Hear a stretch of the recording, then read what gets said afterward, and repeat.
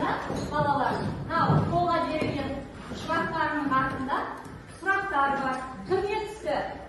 Қане жауап берейікші? Ал бірінші кімге? Абылай саған түсті ме? Қане жауап бере ғой. Сұрағымызды оқимыз. Иілгіш магниттік диск қазір қолданбайды. Өйткені ол оның жылдамдығы аз. Және де ол бір-екі қара өзінде ұстай алады. Сыйымдылығы аз, иә? Жарайсың. Келесі кімге түсті? Дәрия Қапышы ма? Айта қойыңызшы. Неге ыңғайлы флешқа? Себебі ол тасымалдауға ыңғайлы, кішкентай көлемде, бірақ сыйымдылығы үлкен. Айта қойыңыз. CD, DVD, флешка, иілгіш флешка, Иілгіш магниттік диск, иә? Жарайсың.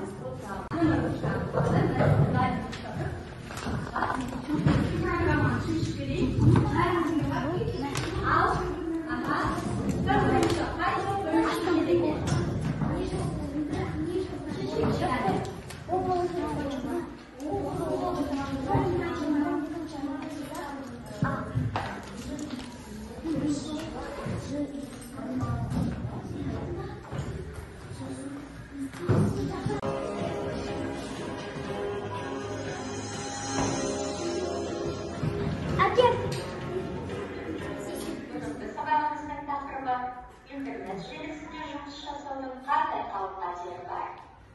Сабағымыздың мақсаты біреудің жұмысын көшіру заңсыздығы туралы айту. Интернет бүкіл әлемдік тұтынушыларды бір-бірімен байланыстырады. Деректер қоймасы жинақталған ең ауқымды желі түрі. Ол жазушы Мәдина. Ол әдеби шығармаларды жазады. Ол музыкант Әділет. Ол музыкалық шығармаларды ойлап табады. Ал бұл программист Айбек. Ол компьютерлік программаларды құрастырады. Бір-бірімен сырласудан қалып бара жатыр. Екіншіден ол денсаулығымызға зиян, көз ауруы, бас ауруы, мойын ауруына әкелуі мүмкін. Үшіншісі, ең қауіптісі бұл интернет желісінде алаяқтар болуы мүмкін. Олар мекен-жайларыңды, ата-аналарының есеп-шоттарын сұрауы мүмкін. Ондай жағдайда не істейміз? Ең бірінші мына интернетте жұмыс істеудің ережелері бар. Бірінші пароль, Қане, мына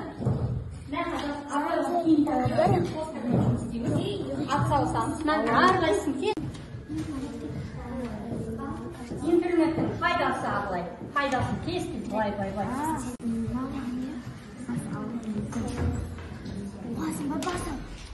көзге және де мойынға әсері. Бейінде қалды, жұтаған. Қане? Алаяқтар болуы мүмкін.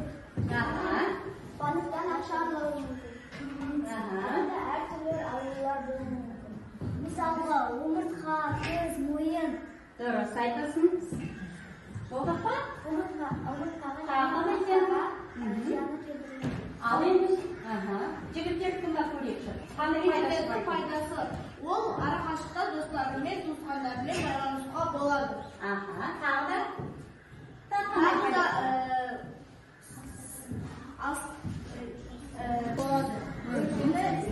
Интернет бәрін құрайды. Бәрін құрайды, өлең тыңдап болады, табылады.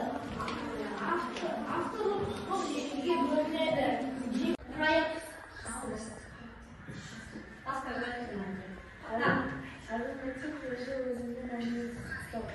Әлеуметтік желіде өзіңді мәдениетсіз ұстау. Қауіпті ме қауіпсіз ба? Қауіпті. Қолмен ағарып қауіптіге қоямыз. Қауіпті ме қауіпсіз ба? Отыра ғой. Келесі. Аянда шабаққа қатысында өзің туралы ақпаратты жасыру. Қауіпті ме қауіпсіз ба? Қауіпсіз, дұрыс айтасың. Қауіпсізге апарамыз. Отыра ғой, жарайсың. Қақпадағы тапсырмалар күдікті хаттарды ашу және басқаларға тарату. Қауіпті ме қауіпсіз бе? басқаларға тарату қауіпсіз бе? Қауіпті ма? Қауіпті. Яғни қауіпті жаққа апарамыз, иә? Дұрыс. Яғни желі. Дұрыс па, Нұрая? Келесі жолы бірге жібереміз, иә? Кім шығады? Шығады өзіңіз. Шығады. Біреу қай сұрақ таңдайсың? Айжерен. Біреу ғана таңда. Ал 6-шы сұрақ.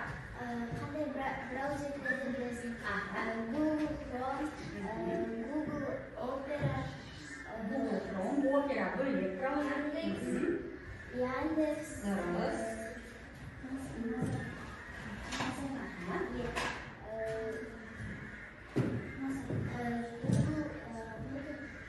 Pinterest. Дұрыс. Mozilla, Firefox. Қане?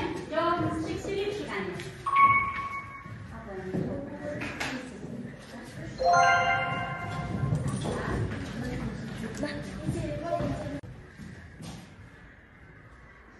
Дұрыс таңдадыңыз ба? Аха. Неше түрі бар? Қандай дедік?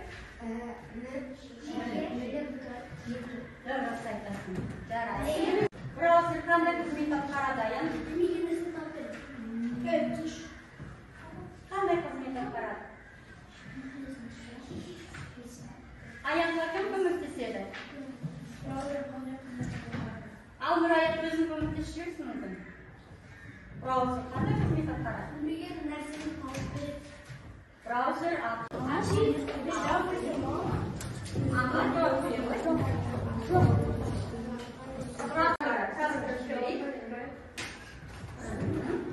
келесі пиццаның өлшемі кім құрастырады? Айта отырайық.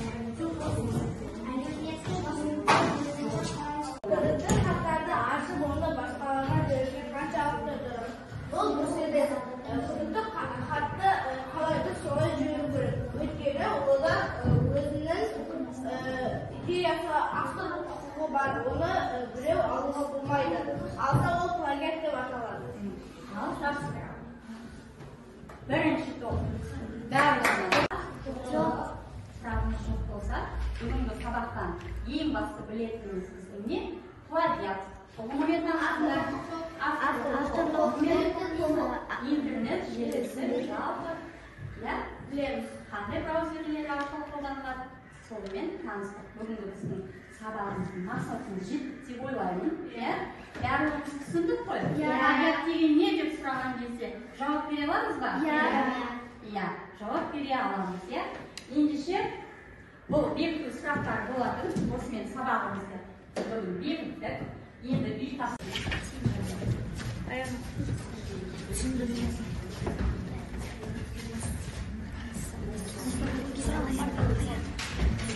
Барлығымызға жетті ма?